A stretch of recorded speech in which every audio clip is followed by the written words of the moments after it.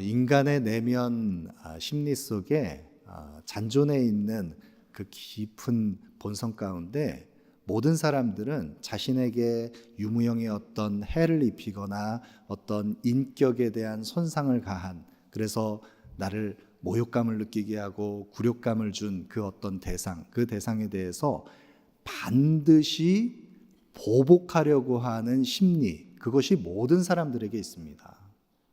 그런데 이 보복의 심리가 힘의 균형을 이루고 있는 그 관계 속에서 이 증오와 보복심이 계속해서 응축되어서 그것이 쌓이게 되면 그것이 증폭돼서 나중에는 그 힘의 균형을 이루고 있는 관계 속에서는 언젠가는 그것이 폭발해서 그 상대방에 대해서 또 다른 해를 가하는 그런 다툼으로, 그런 갈등으로 번지게 됩니다.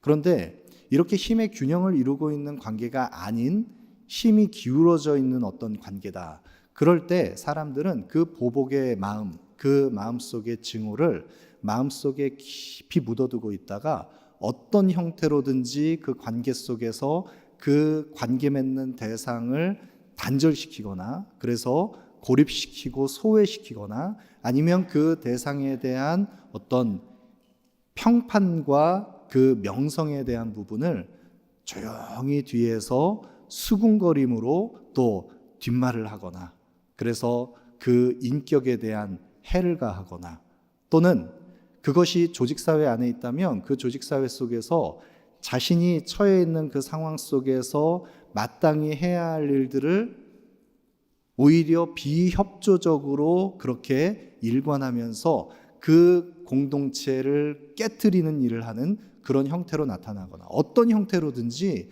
우리는 반드시 우리의 마음속에 가지고 있는 이 증오심, 이 보복하려는 이 마음을 반드시 누군가를 향해서 내가 묶여있는 마음들을 반드시 그것을 안갚음으로 되갚아 주려고 하는 심리, 이것이 모든 사람들에게 있습니다. 그럼 어떠합니까? 우리의 마음속에 그런 심리들이 다 있으시죠? 그런데 문제는 모든 사람들이 힘을 가지고 있든지 그렇지 않든지, 권세가 있든지 그렇지 않든지, 어떠하든지 모든 사람들이 다 마음속에 숨겨둔 날카로운 예리한 무기들을 가지고 있는데, 이 보복하려고 하는 심리들을 누군가에게 쏟아낼 때 문제는 그 마음속에 내가 받은 어떤 위해, 내가 받은 어떤 상처, 그것을 모든 사람들은 자기중심적으로 해석을 하기 때문에 그것을 확대하고 키워서 반드시 내가 받은 것보다 더 많이 갚아주려고 하는 그 죄된 자기중심성, 이것이 모든 사람들에게 있다는 것입니다. 그럼 우리가 가지고 있는 이 죄된 자기본성, 이 자기중심성 때문에 보복하려고 하는 그 마음이 더 확대되어서 누군가를 향해서 파괴적인 결과를 낳게 되는 것, 그것이 우리 모든 사람들이 가지고 있는 문제입니다. 여러분, 이것을 막기 위해서 구약의 율법은 동해보복법이라고 하는 율법의 조항을 통해서 눈에는 눈으로, 이에는 이로, 그래서 자신이 받은 그 해, 그것을 그 받은 해 이상으로 되갚지 못하도록 규정하는 율법의 규정을 성경은 말씀하고 있습니다. 오늘 본문 38절, 39절 말씀 보시죠. 또 눈은 눈으로, 이는 이로 갚으라 하였다는 것을 너희가 들었으나 나는 너희에게 이르노니 악한 자를 대적하지 말라. 누구든지 내 오른편 뺨을 치거든 왼편도 돌려대며. 눈은 눈으로, 이는 이로 갚는다. 여러분, 이 동해보복법은 출애굽기 21장에 나오는 율법의 규정인데, 눈은 눈으로, 이는 이로, 손은 손으로, 발은 발로, 또 대인 것이 있다면 대인 것으로, 그렇게 동일한 그 보복의 대가를 지불하게 하는 것, 이것이 바로 동해보복법인데, 이 동해보복법은 이 율법의 규정이 이 동해보복법의 규정을 통해서 제한하고 있는 것은 많은 사람들이 가지고 있는 이 자기중심성, 모든 사람들이 이 죄된 본성을 가지고 자신의 그 자기중심성을 가지고 더 많은 것으로 되갚아 주려고 하는 그것을 사적인 복수심으로 갚지 못하도록 공적인 그 한계를, 그 징벌의 한계를 정해둔 것, 그것이 바로 이 동해보복법입니다. 사람들이 가지고 있는 그 자기중심성, 그 죄된 본성을 제한하기 위해서 율법이 정한 것이 바로 이 동해보복법입니다. 여러분, 그런데 이 동해보복법을 서기관과 바리새인들, 이 종교 지도자들은 어떻게 이것을 어그러뜨려서 사용을 했냐면, 눈에는 눈으로, 이는 이로 내가 받은 그 누군가로부터 받은 그 부당한 그 불이익, 그것을 반드시 내가 그만큼 이상으로 갚아주기 위해서, 복수하기 위해서 사용할 수 있는 근거로 사용할 때 이 율법을 왜곡해서 사용했다는 것입니다. 여러분, 그런 서기관과 바리새인들의 어그러진 사사로운 복수, 그런 증오가 또 다른 증오를 낳는 이 어리석은 행태들이 유대 사회에 만연해 있었다는 것입니다. 여러분, 주님께서 이 어리석은 율법 해석과 왜곡된 가르침, 그것에 반하여서 주님께서 눈에는 눈으로, 이에는 이로 그렇게 갚는다는 것을 너희가 들었지만 나는 너희에게 이르노니 너희는 악한 자를 대적하지 말라.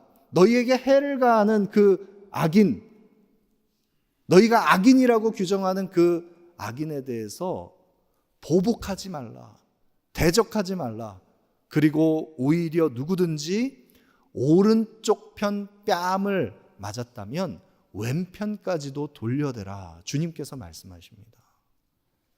여러분, 이것에 여러분 동의하실 수 있습니까? 주님께서 가르치시는 내가 오른편 뺨을 맞았다, 그런데 왼편까지도 돌려댈 수 있는, 그래서 내가 받은 해를 누군가에게 자신을 오히려 더 그 해를 가하는 이에게 자신을 허용하면서 오히려 더 그에게 가까이 다가가는 것이 우리의 본성에 맞는 것입니까?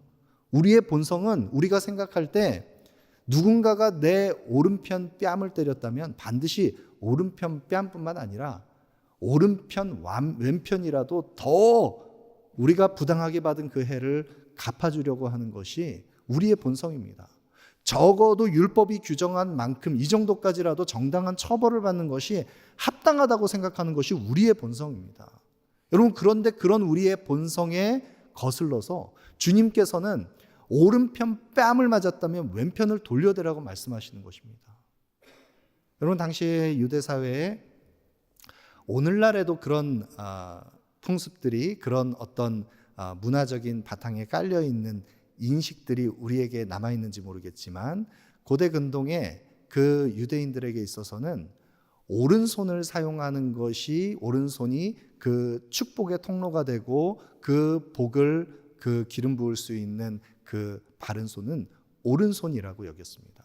그래서 야곱이 요셉의 두 아들을 축복할 때 하나님의 권능과 그 임재가 차자인 에브라임에게 임하는 것, 그것을 야곱이 깨닫고 나서 그 야곱이 요셉의 두 아들 가운데 하나님의 권능의 그 임재가 차자인 에브라임에게 임한다는 것을 그가 분별하고서 그 오른손을 엇갈려서 그 차자를 축복했던 것을 볼 수 있습니다.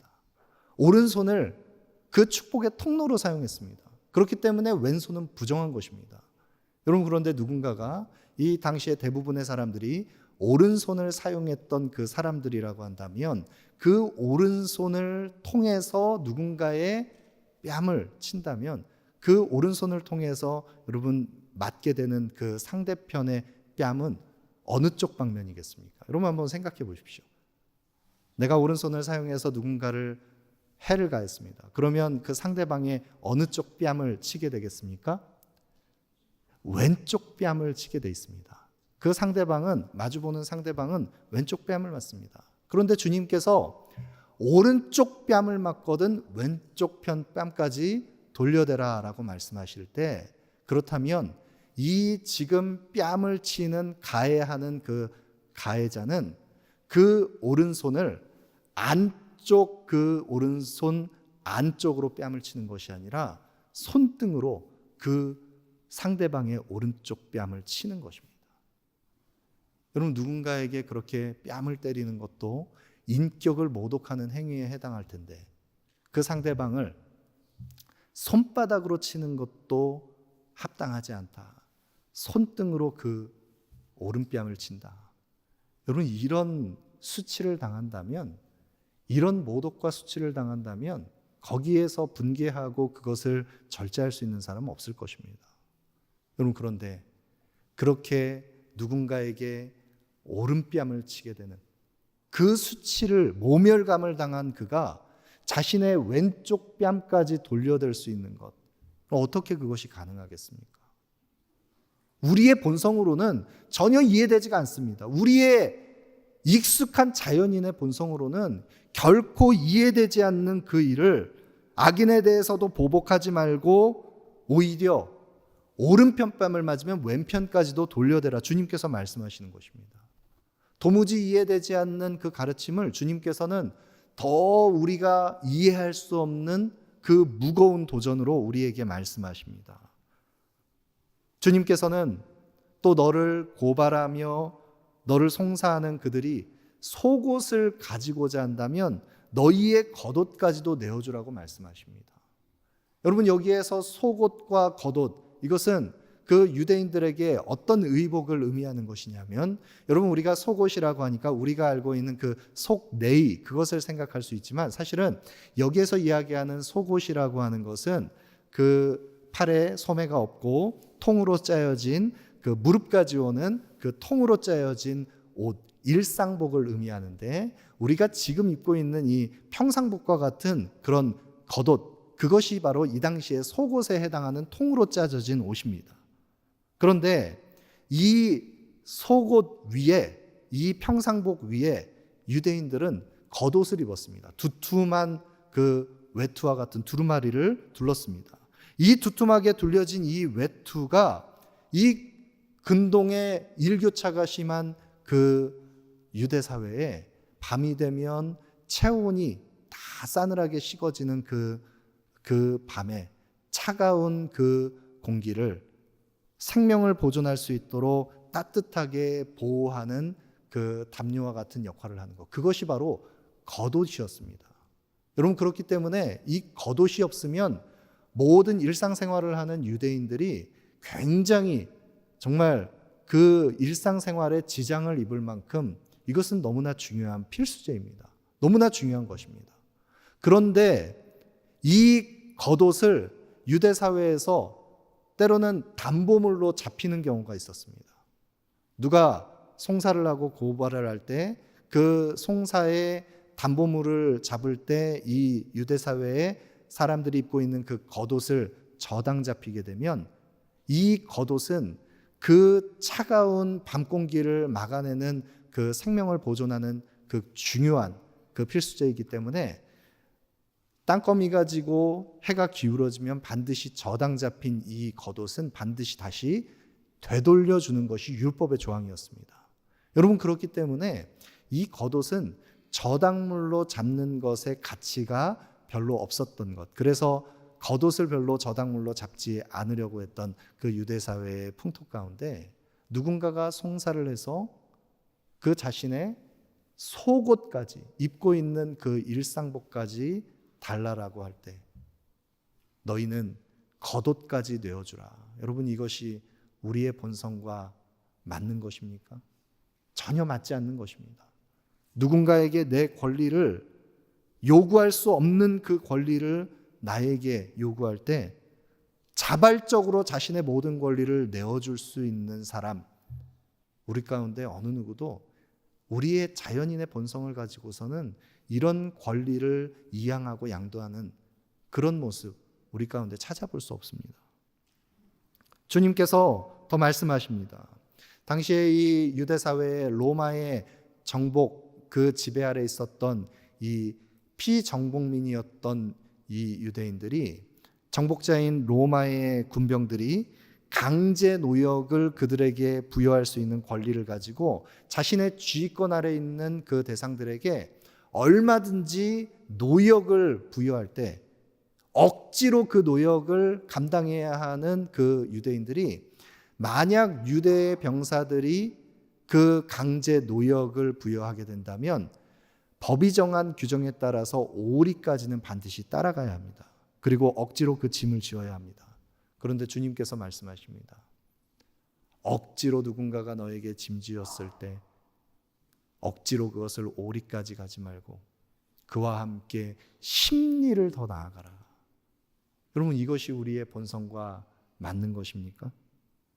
부당하게 여겨지는 그 일이 나에게 주어졌을 때 거리껴지는 그 일을 억지로 수행하는 내가 여기까지만 하면 부당하지만 그러나 그 정도까지는 내가 허용해 줄 수 있는데 거기에 더 나아가서 내가 손해보고 부당한 그것을 내가 오히려 더 많은 호혜로 자신의 권리를 내어주는 자발적 희생에 들어가는 것.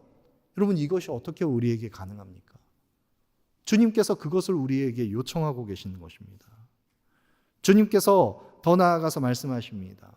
이 유대사회의 차용법을 예로 들면서 말씀을 하시는데 만약 누군가가 너에게 구하면서 달라고 하면 마땅히 그것을 주고 너에게 꾸고자 하는 자에게는 거절하지 말라라고 주님께서 말씀하십니다. 여러분, 당시의 유대사회에는 그 안식법과 또 희년의 법이 있기 때문에 그 7년에 그 안식년이 돌아오는 그 해당되는 날 그리고 50년의 희년 이러할 때는 그 안식년과 희년에 해당하는 때에는 그 채무 관계가 탕감되는 그런 유대의 법이 있습니다.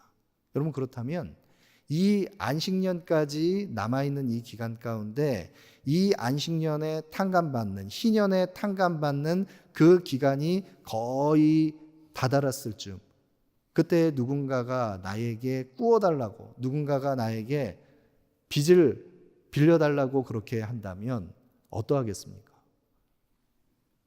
탕감받는 그 기간이 곧 다가오면 그 채무관계에서 내가 독촉할 수 없습니다. 그렇기 때문에 꾸어주지 않는 것입니다. 형제와 자매가 헐벗고 지금 굶주려 죽어가는데 그 곤궁에 처해 있는 이들을 보면서 서기관과 바리새인들, 유대의 종교 지도자들, 기득권을 가지고 있는 이들, 그들이 완고한 마음을 풀어내지 못하면서 구하는 자에게 주지 않고 꾸고자 하는 자에게 거절했다는 것입니다. 여러분, 이런 유대 사회의 팽배해 있는 이 완고한, 이 굳어진 이 유대 사회의 율법을 왜곡하고 자기중심적으로 해석하는 그들에게 오른뺨을 치면 왼편도 돌려대고 속옷을 가지고자 하는 자에게 겉옷까지 주고 억지로 오리를 가는 것이 아니라 심리까지 동행하고 구하는 자에게 주고 거절하지 않는 이것. 여러분, 이것은 우리의 자연인의 본성과 맞지 않는 것입니다. 여러분, 그러면 주님께서 말씀하시는 이 가르침을 통해서 이 산상수훈의 말씀을 통해서 우리는 이 속에 숨겨져 있는 복음의 본질, 하나님 나라의 원리, 무엇을 우리는 배울 수 있습니까? 우리의 본성을 따라서는 결코 주님께서 말씀하시는 것과 같은 일을 순종할 수 없습니다.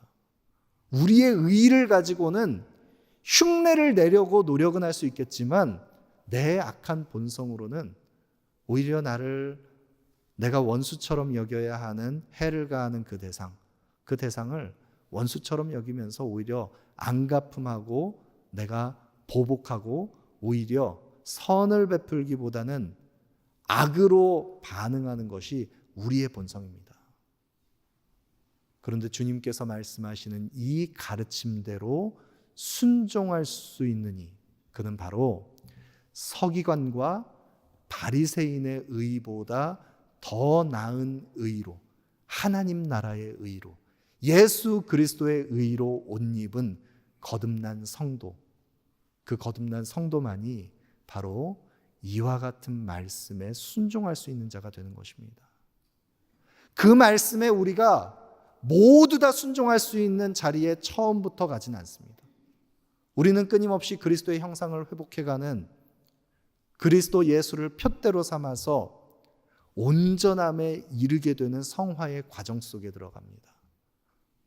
그런 우리가 예수 그리스도와 연합하여 그리스도의 십자가 안에서 우리가 그리스도와 합하게 되었을 때 나의 옛사람은 죄에 대하여 그리스도와 함께 죽고 나의 새로운 거듭난 본성은 예수의 새 생명과 함께 의에 대하여 산 자가 되었을 때 주님께서 말씀하신 것과 같이 나를 따라오려거든 누구든지 자기 십자가를 지고 날마다 자기를 부인하고 나를 따르라 말씀하신 것과 같이 자기를 부인하는 십자가를 지고 예수 그리스도를 쫓는 그리스도의 제자들, 그들이 바로 내 옛사람의 본성을 부인하고 주님께서 말씀하신 이 복음의 의, 이 하나님 나라의 원리를 따라서 순종할 수 있는 자가 되는 것입니다. 여러분, 우리에게 이와 같은 새롭게 회복된 예수 그리스도의 의, 더 나은 의가 우리의 영혼, 우리의 속사람 내면 속에 새롭게 형성되었습니다. 그리고 우리는 순종할 수 있는 자가 되었습니다. 온전케 될 수 있는 자가 되었습니다. 여러분, 주님께서 우리에게 기대하시는 하나님의 사람들, 그 언약 백성들이 회복된 모습으로 서기를 바라시는 그 팔복의 사람들, 그 복 있는 사람들, 그 거룩한 성도로 부르심을 받은 사람들의 그 마땅한 모습이 바로 이와 같은 모습이라는 것입니다. 여러분, 주님께서 말씀하시는 이 모습을 생각해 볼 때 우리는 마음에 깊은 무거움을 느낍니다. 여전히 우리가 가지고 있는 본성을 따라서 행하는 우리 모습은 이 모습과는 너무나 거리가 먼 것처럼 느껴지기 때문입니다.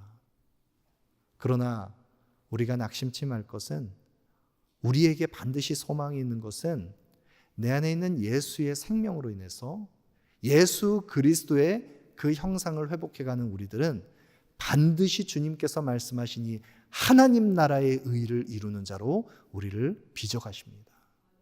주님께서 우리에게 더욱 무거운 요청을 하십니다. 오늘 본문 43절 말씀 보시죠.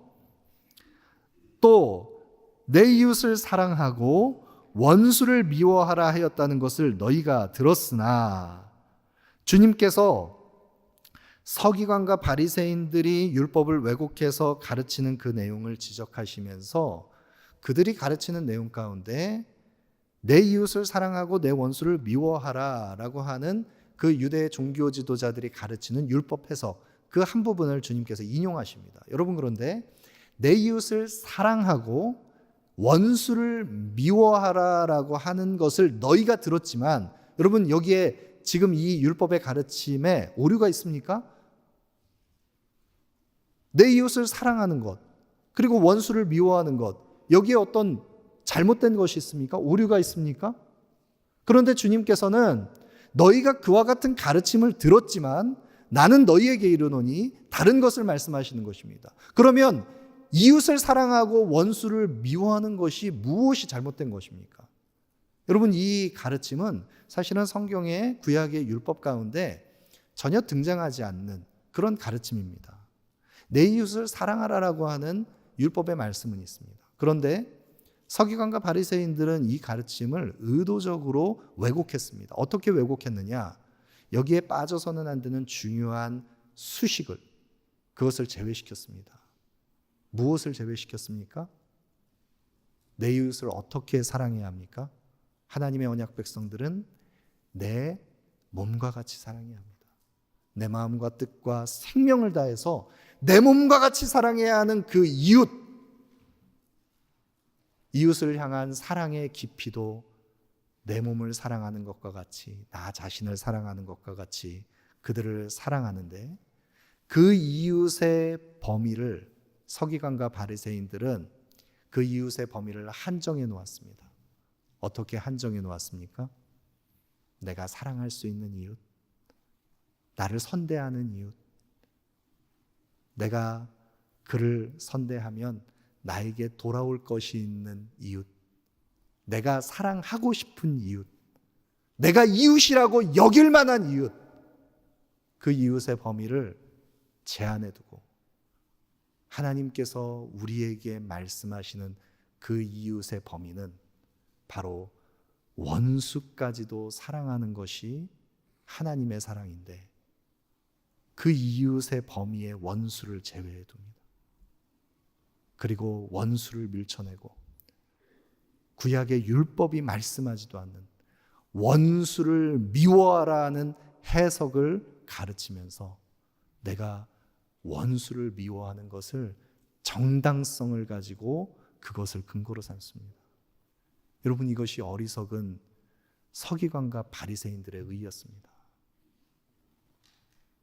여러분, 우리는 그러하지 않습니까? 우리가 사랑할 수 있는 대상들을 우리는 확정해 놓고 내가 가지고 있는 그 범위 안에서 내가 여러 층위 안에서 내 친구로 삼을 만한 유력한 사람, 내가 더 가까이 할, 내가 도움을 받을 수 있는 사람, 나를 선대하는 누군가, 그가 바로 나의 이웃이라고 생각하면서 성경은 그 이웃을 사랑함에 있어서도 주님께서 우리를 사랑하신 것과 같이 사랑의 깊이를 더해서 내 몸과 같이 사랑해야 하는데, 마음과 뜻과 힘을 다하여 하나님을 사랑하고 이웃을 사랑하는 것이 성경이 우리에게 요청하는 것인데, 우리는 그 사랑마저도 우리가 성경이 요구하는 대로 하지 않고 이웃의 한계를 정해두고 원수를 지정해서 그 원수를 미워하는 일에 우리의 마음을 쏟습니다.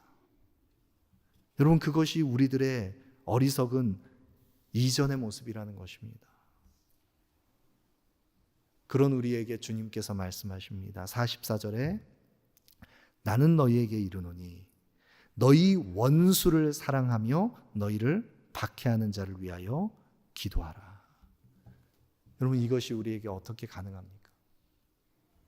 우리는 나에게 조금이라도 부당한 해를 가한 누구를 원수처럼 여기면서 이웃의 범위에서 제외시켜두고 원수처럼 공격하는 것이 우리인데, 그 원수처럼 여기는 그 이웃을 사랑하고 오히려 우리를 박해하는 자를 위해서 기도하는 것이 어떻게 우리에게 가능하겠습니까?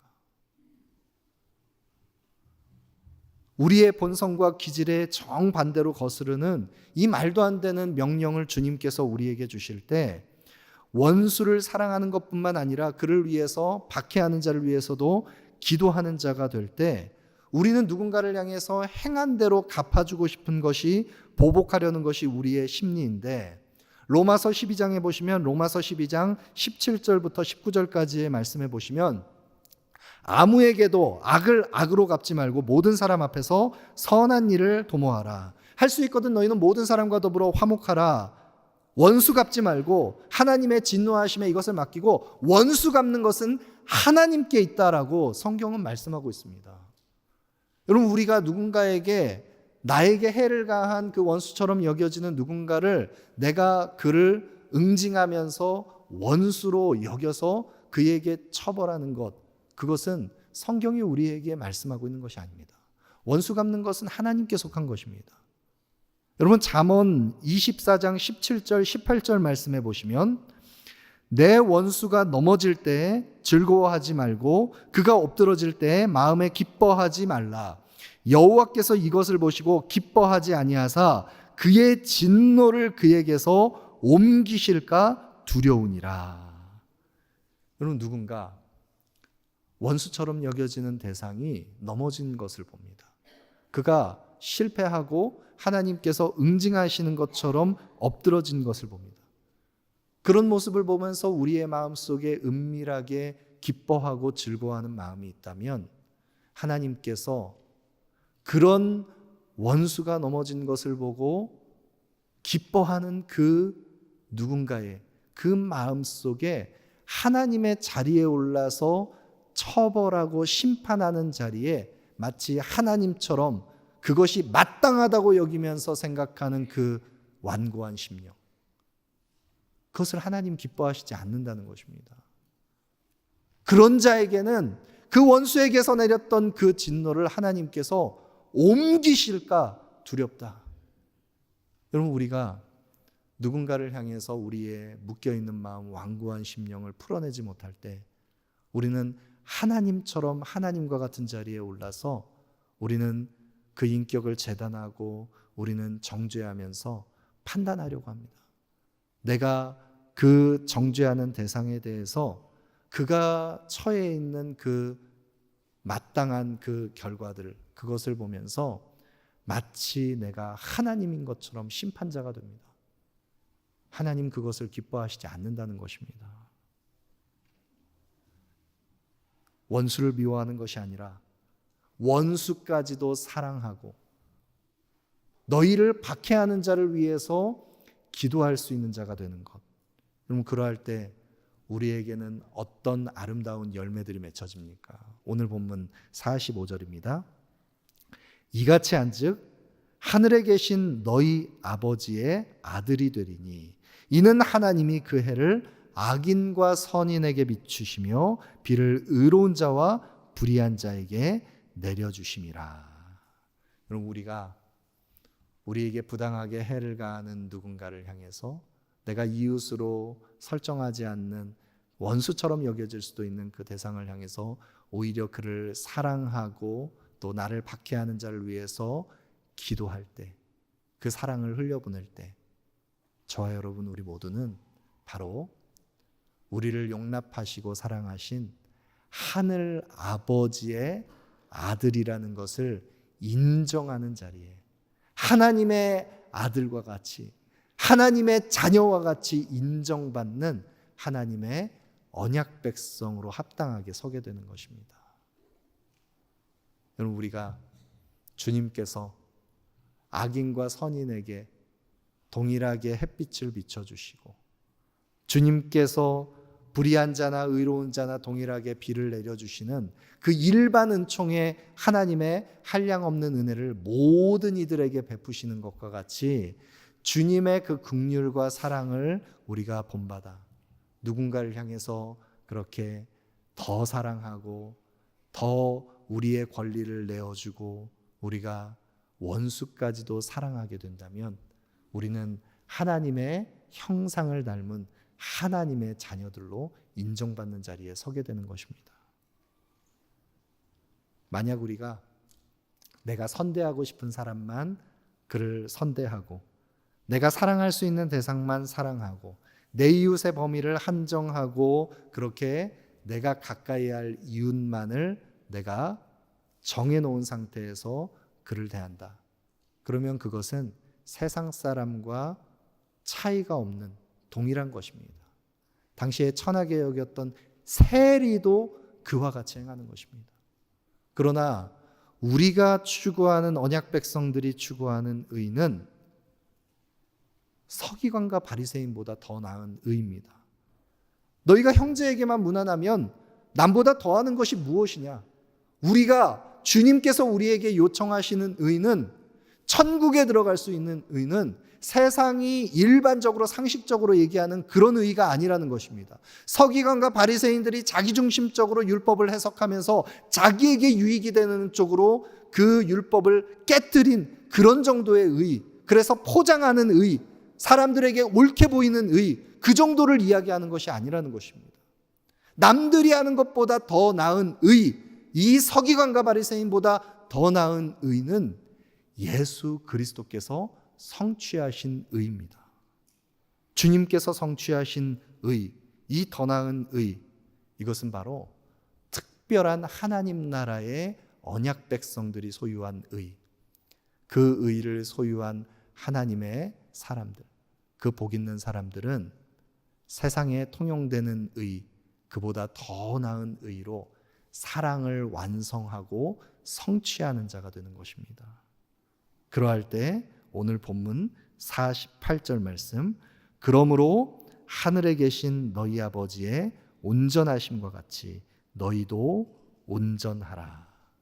그리고 우리가 그 말씀을 온전히 성취하여서 그 말씀을 사랑으로 완성하는 더 나은 의를 획득하는 하나님의 사람들이 되는 것입니다. 그럼 어떻게 우리에게 그 일이 가능합니까? 우리는 이전에 우리가 아직 연약할 때, 우리가 아직 죄인 되었을 때, 우리가 하나님과 원수가 되었을 때 주님께서 우리를 향한 자기의 사랑을 아들 예수 그리스도를 대속물로 내어주심으로 하나님께서 우리에게 대한 자기의 사랑을 확증하셨습니다. 언제요? 우리가 아직 죄인 되었을 때, 우리가 아직 연약할 때, 우리가 하나님과 원수가 되었을 때 하나님 우리를 사랑하셨습니다. 그 사랑을 덧입은 우리이기 때문에 우리는 연약하고, 우리는 우리의 죄와 허물을 여전히 보고, 우리는 이전에 하나님을 원수처럼 대하던 그런 우리의 옛사람의 본성이 남아있지만, 원수되었던 우리를 화목해 하신 주님의 사랑으로 인하여 우리는 또다시 그리스도의 의의를 행하는 자로 순종하는 자리에 나아갈 수 있게 되는 것입니다.